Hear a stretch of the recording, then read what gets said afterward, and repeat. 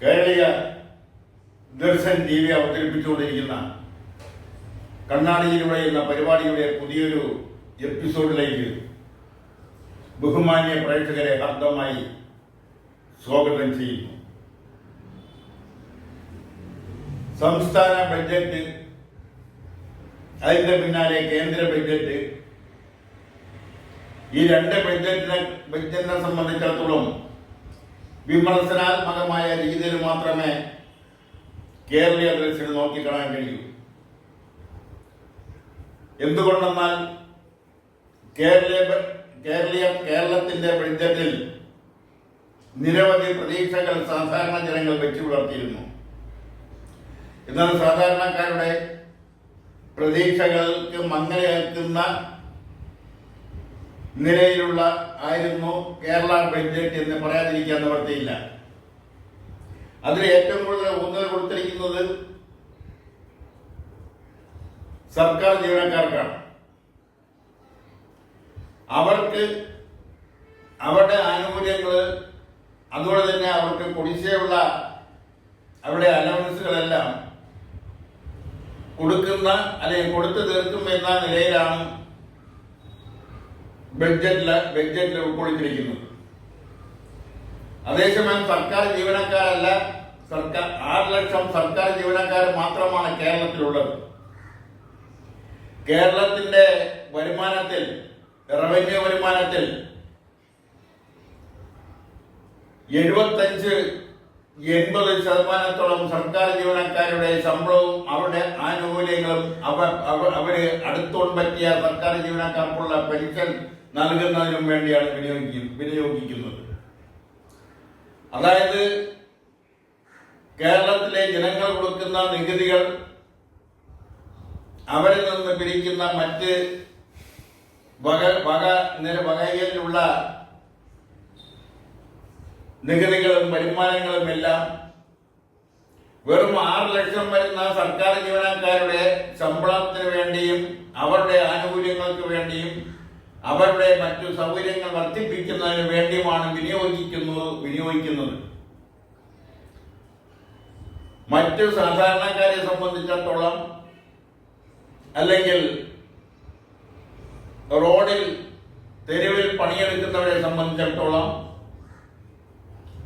അസംഘടിത മേഖലയിൽ പണിയെടുക്കുന്നവരെ സംബന്ധിച്ചിടത്തോളം, അവർക്ക് അല്ലെങ്കിൽ വീട്ടമ്മമാരെ സംബന്ധിച്ചിടത്തോളം, യുവജനങ്ങളെ, തൊഴിലാളി അലയുന്ന യുവജനങ്ങളെ സംബന്ധിച്ചിടത്തോളം അവർക്ക് ആശാവഹമായ കാര്യങ്ങളൊന്നും ബഡ്ജറ്റിൽ ഇല്ല എന്ന് പറയുന്നതായിരിക്കും വസ്തുത. എന്തുകൊണ്ട് ഇങ്ങനെ സംഭവിക്കുന്നു?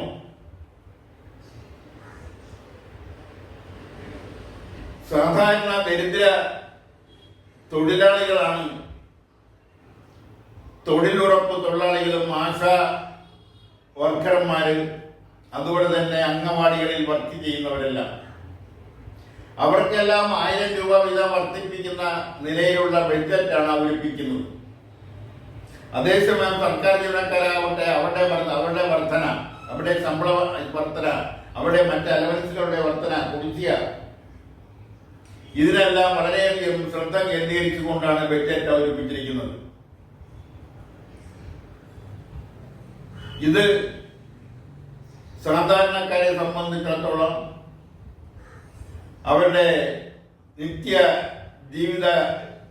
ജീവിതത്തിന്റെ ചെലവുകൾ, പ്രത്യേകിച്ചും കുടുംബത്തിന്റെ ഉത്തരവാദിത്വം ഏറ്റെടുക്കുന്ന അല്ലെങ്കിൽ ഏറ്റെടുത്ത് പ്രവർത്തിക്കുന്ന വീട്ടമ്മമാരുടെ വിഷമങ്ങൾ, അവർ വീട്ടിലെ ചിലവുകൾ, കുട്ടികളുടെ ചിലവുകൾ, മരുന്ന് വാങ്ങുന്നതിന് ആശുപത്രി ചിലവുകൾ അടക്കം അവര് ദിവസവും വേണ്ടുന്ന ചെലവുകൾ, ആ ചെലവുകളുടെ രണ്ടറ്റവും കൂട്ടിമുട്ടിക്കുന്നതിന് വേണ്ടി അവർ പെടുന്ന പാടുകൾ, ഇതൊന്നും കണ്ടില്ല എന്നാണ് ബഡ്ജറ്റ് അവലോകനം ചെയ്യുമ്പോൾ തോന്നുന്നത്.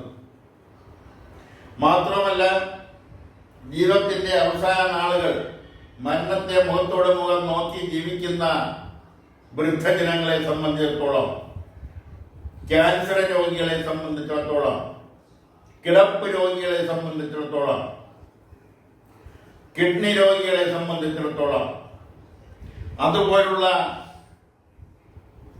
ചികിത്സിച്ച് പൂർണ്ണമായും ഭേദമാക്കാൻ കഴിയാത്തവരെ സംബന്ധിച്ചിടത്തോളം, വാർദ്ധക്യ സഹജമായ അസുഖങ്ങൾ ബാധിച്ചവരെ സംബന്ധിച്ചിടത്തോളം അവർക്കെല്ലാം അത്യാവശ്യം മരുന്ന് വാങ്ങുന്നതിന് വേണ്ടി ലഭിച്ചുകൊണ്ടിരുന്ന ആ ക്ഷേമ പെൻഷൻ പലരും ധരിച്ചിരുന്നത് പോലെ, അല്ലെങ്കിൽ ഇടതുപക്ഷ ജനാധിപത്യ മുന്നണിയുടെ പ്രകടന പത്രികയിൽ പറഞ്ഞിരുന്നത് പോലെ 2500 രൂപ ആക്കും എന്ന പ്രകടന പത്രിക വിശ്വസിച്ചവർ ഇപ്പോൾ 2000 രൂപ ലഭിക്കുന്ന ക്ഷേമ പെൻഷൻ 2500 ലഭിക്കുമെന്ന പ്രതീക്ഷയിൽ ഇരിക്കുമ്പോഴാണ് മറ്റ് പല മേഖലകളിലും നാമമാത്രമായിട്ടെങ്കിലും കൂട്ടിയപ്പോൾ ക്ഷേമ പെൻഷൻ 1 രൂപ പോലും കൂട്ടാത്ത ഒരു സാഹചര്യവും നിലനിൽക്കുന്നത്. ഇതെല്ലാം കൂടി നോക്കി ഒരു അവലോകനം നടത്തുമ്പോൾ കേരള ബഡ്ജറ്റ് എല്ലാം കൊണ്ടും കേരളത്തിലെ ജനങ്ങളെ സംബന്ധിച്ചിടത്തോളം നിരാശാജനകമാണെന്ന് പറയാതിരിക്കാൻ നിവർത്തിയില്ല. അതോടൊപ്പം തന്നെ കേന്ദ്ര ബഡ്ജറ്റിനെ കുറിച്ചൊരു അവലോകനം നടത്തിയാൽ അത് കേരളത്തിന് ന്യായമായും ലഭിക്കേണ്ടുന്ന പദ്ധതികൾ, ആ പദ്ധതികളെല്ലാം മാറ്റിവെച്ചുകൊണ്ടാണ്, അല്ലെങ്കിൽ കേരളത്തിന് ലഭിക്കേണ്ട ആനുകൂല്യങ്ങളെല്ലാം മാറ്റിവെച്ചുകൊണ്ടാണ്, അല്ലെങ്കിൽ മരവിപ്പിച്ചുകൊണ്ടാണ്, അല്ലെങ്കിൽ അതിൽ സുതാര്യമായ പദ്ധതികൾ ആവിഷ്കരിക്കാതെയാണ് കേന്ദ്ര ബഡ്ജറ്റ് അവതരിപ്പിച്ചിരിക്കുന്നത്.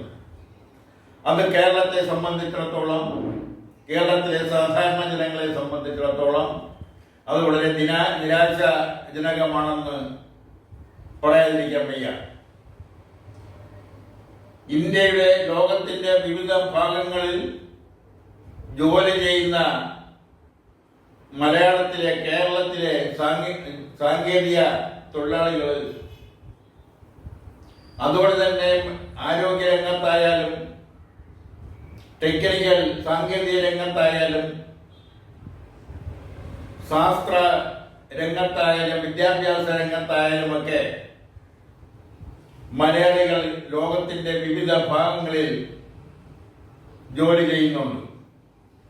അവർ കേരളത്തിലേക്ക് അയക്കുന്ന വിദേശ നാണയം, അവിടെ അയക്കുന്ന പണം, അതിൽ നിന്ന് ലഭിക്കുന്ന വിദേശ നാണയം അതൊന്നും കണക്കിലെടുത്തതായി കേന്ദ്ര ബഡ്ജറ്റിൽ കാണുന്നില്ല.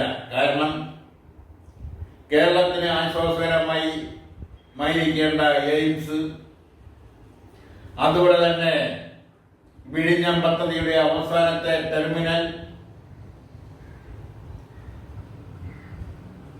അതുപോലെ കേരളത്തിൽ നിന്നും കയറ്റുമതി ചെയ്യുന്ന റബ്ബർ, സുഗന്ധദ്രവ്യങ്ങൾ, കശുവണ്ടി അടക്കമുള്ള മേഖലകൾക്ക് എല്ലാം തന്നെയും കേന്ദ്ര ബഡ്ജറ്റ് നിരാശാജനകമാണ്.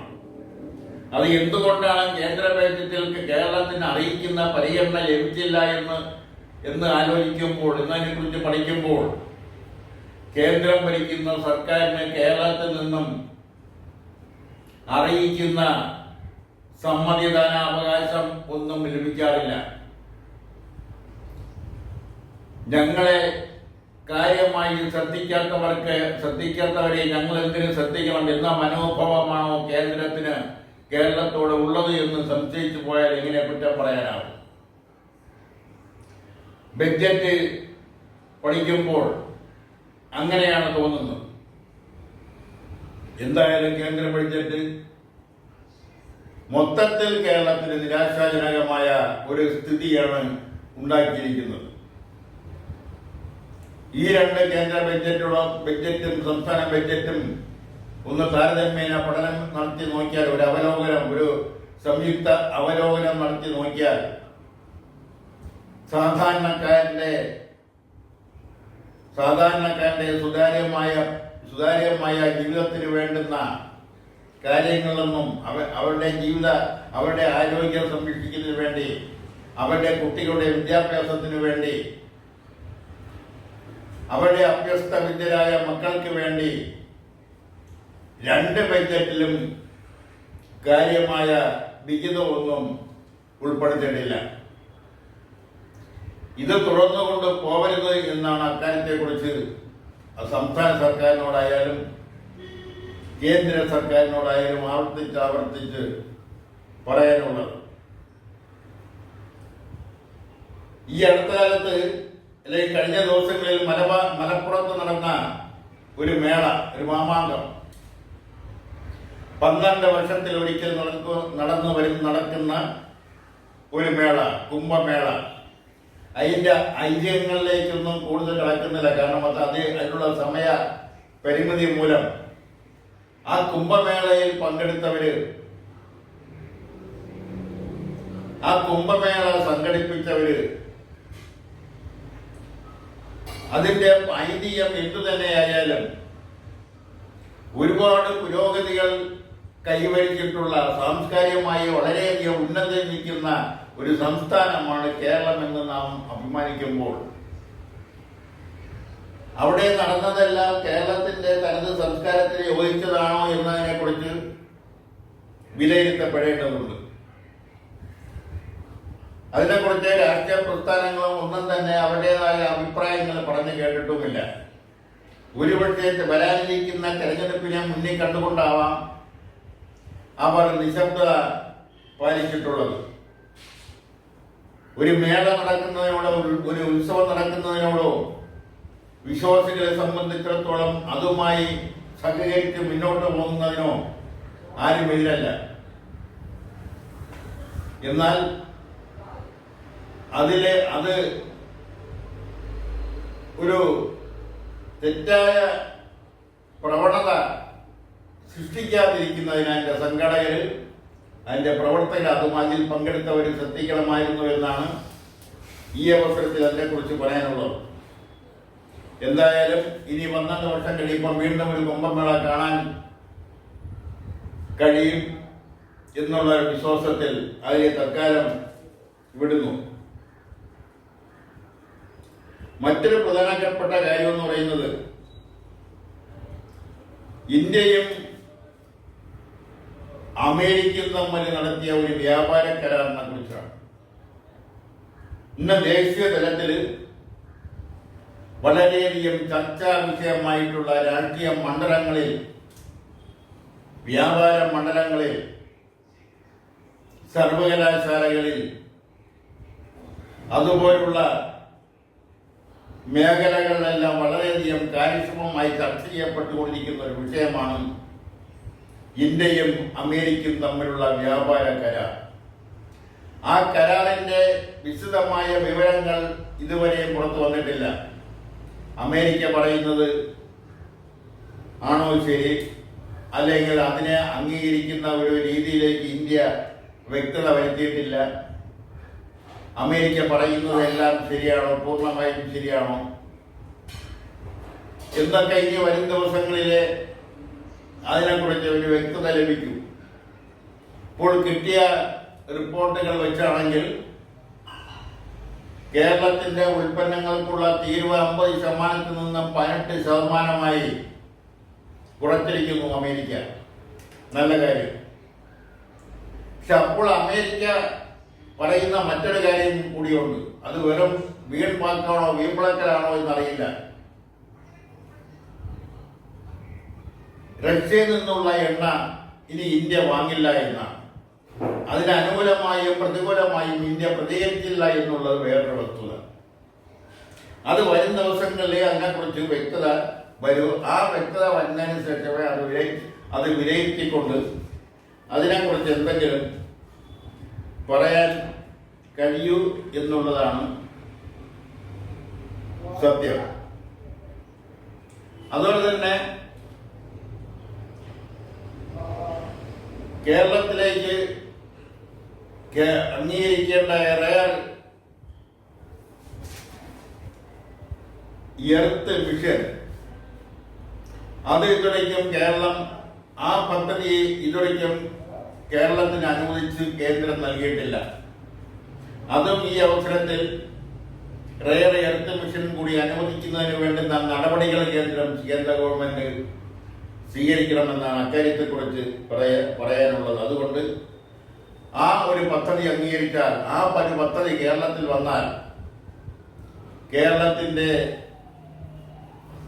ധാതു മണൽ ഖനനം അത് ഇന്നത്തേതിൽ നിന്നും സുതാര്യമായി നടക്കുകയും അതുവഴി ലഭിക്കുന്ന വിദേശ നാണ്യം കേരളത്തിന്റെ സമ്പത്തിൽ ഒരു വൻ കുതിപ്പായിരിക്കും എന്ന കാര്യത്തിൽ സംശയമില്ല.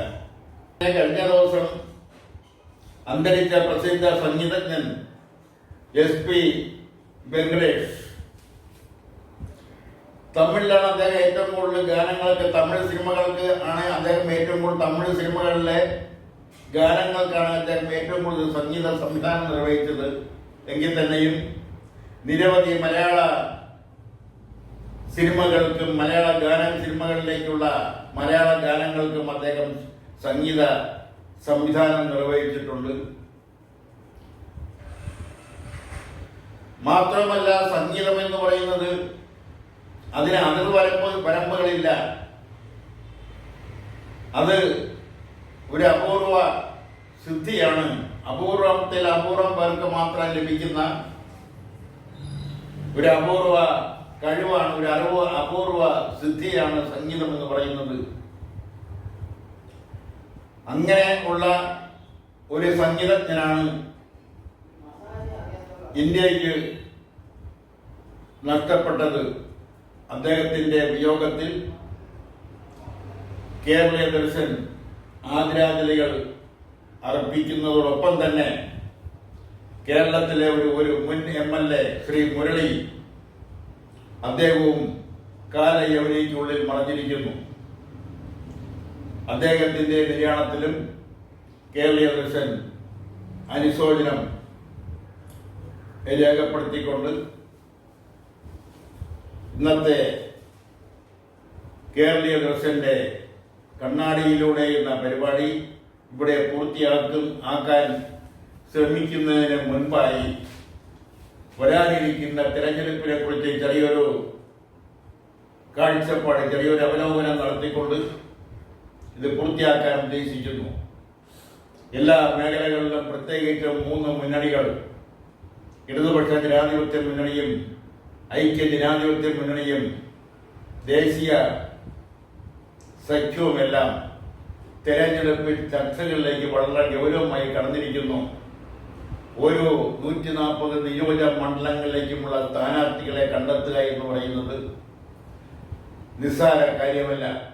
ഓരോ നിയോജക മണ്ഡലങ്ങളിലും പൊളിറ്റിക്കൽ എഞ്ചിനീയറിംഗ് ശരിക്കും പഠിച്ചുകൊണ്ട് മാത്രമേ അവിടുത്തെ സ്ഥാനാർത്ഥി ആരായിരിക്കണമെന്ന് നിശ്ചയിക്കാൻ കഴിയൂ. അവിടെ ജാതി, മതം, സമ്പന്നത, ജനങ്ങളിലുള്ള സ്വാധീനം, അങ്ങനെ പല ഘടകങ്ങളും തെരഞ്ഞെടുപ്പിനെ സ്വാധീനിക്കും. ജാതി ഒരു വലിയ, കേരളത്തെ സംബന്ധിച്ചിടത്തോളം സമുദായ സംഘടനകൾ ഒരു വലിയ ഘടകം തന്നെയാണ്. അതുപോലെ തന്നെ മതസംഘടനകളും വലിയ ഘടകം തന്നെയാണ്. എത്രത്തോളം വർഗീയതയ്ക്കെതിരെ സംസാരിച്ചാലും, സമുദായ ശക്തിക്കെതിരെ സംസാരിച്ചാലും, സംഘടിത മതത്തിനെതിരെ സംസാരിക്കുമ്പോഴും, വർഗീയതയ്ക്കെതിരെ സംസാരിക്കുമ്പോഴും, തെരഞ്ഞെടുപ്പ് വരുമ്പോൾ എല്ലാ നേതാക്കന്മാരും വർഗീയ ശക്തികളുടെ, ജാതി മത സംഘടനകളുടെ നേതാക്കന്മാരുടെ മതസ്ഥാപനങ്ങളിലും സമുദായ സ്ഥാപനങ്ങളിലും അവരുടെ വീടുകളിലുമൊക്കെ കടന്നു ചെന്ന് അവരുടെ സഹായം തേടുന്ന ഒരു ശീലം കേരളത്തിലുണ്ട്. ആ കേരളത്തിലെ പ്രഥമ തെരഞ്ഞെടുപ്പ് മുതൽ നാളിതുവരെ ഇപ്പോഴും വളരെ ഭംഗിയായി തന്നെ നടന്നു വരുന്ന ഒരു പ്രവൃത്തിയാണ് ജാതി മത സംഘടന ശക്തികളെ കൂടെ നിർത്തിക്കൊണ്ടുള്ള തെരഞ്ഞെടുപ്പ് പ്രചരണം. അവർക്ക് വിഷമമാണ്, അവർക്ക് എതിരാകുന്ന ഒരു പ്രചരണവും അവർക്ക് ഇഷ്ടപ്പെടാത്ത ഒരു സംസാരവും തെരഞ്ഞെടുപ്പ് വേളയിൽ ഉണ്ടാവാതിരിക്കുന്നതിന് എല്ലാ രാഷ്ട്രീയ പ്രസ്ഥാനങ്ങളും അവിടെ നേതാക്കന്മാർ വളരെയധികം ശ്രദ്ധിക്കാറുണ്ട്. എന്തിന് സ്ഥാനാർത്ഥികളെ നിശ്ചയിക്കുന്നതിൽ പോലും ജാതിയും മതവും എല്ലാം കടന്നു വരാറുണ്ട്. ആ ചില സ്ഥലങ്ങളിൽ ചില മത സംഘടനകൾക്കും ചില സമുദായ സംഘടനകൾക്കും വരെ സ്ഥാനാർത്ഥികളെ നിശ്ചയിക്കുന്ന കാര്യത്തിൽ സ്വാധീനമുണ്ട്. അത് ഇപ്പോഴും പൂർവാധികം ഭംഗിയായി തന്നെ തുടരുമെന്ന കാര്യത്തിൽ തർക്കമില്ല. ഇവിടെ ജാതി വിരുദ്ധത സംസാരിക്കുമ്പോഴും മതേതരത്വത്തെക്കുറിച്ച് വാതോരാതെ പ്രസംഗിക്കുമ്പോഴും എഴുതുമ്പോഴും എല്ലാം തിരഞ്ഞെടുപ്പ് കാലഘട്ടമാവുമ്പോൾ ജാതിയും മതവും അവിടെയെല്ലാം മതേതരത്വം മറന്നുകൊണ്ട്, ജാതി വിരുദ്ധത മറന്നുകൊണ്ട് സമുദായത്തെയും മതത്തെയും ഇരുവശവും നിർത്തിക്കൊണ്ടാണ് തിരഞ്ഞെടുപ്പ് പ്രവർത്തനങ്ങളിലേക്ക് എല്ലാ രാഷ്ട്രീയ കക്ഷികളും കടക്കുന്നത് എന്ന കാര്യവും കേരളത്തിലെ സമ്മതിദായകർക്കും കേരളത്തിലെ സാധാരണ ജനങ്ങൾക്കും അറിയാവുന്ന വസ്തുതയായതുകൊണ്ട് അതിലേക്ക് കൂടുതൽ കടക്കാതെ തന്നെ ഇന്നത്തെ കണ്ണാടിയിലൂടെ എന്ന പരിപാടിയിലൂടെ പൂർത്തിയാക്കാൻ ശ്രമിക്കുന്നു. നന്ദി, നമസ്കാരം.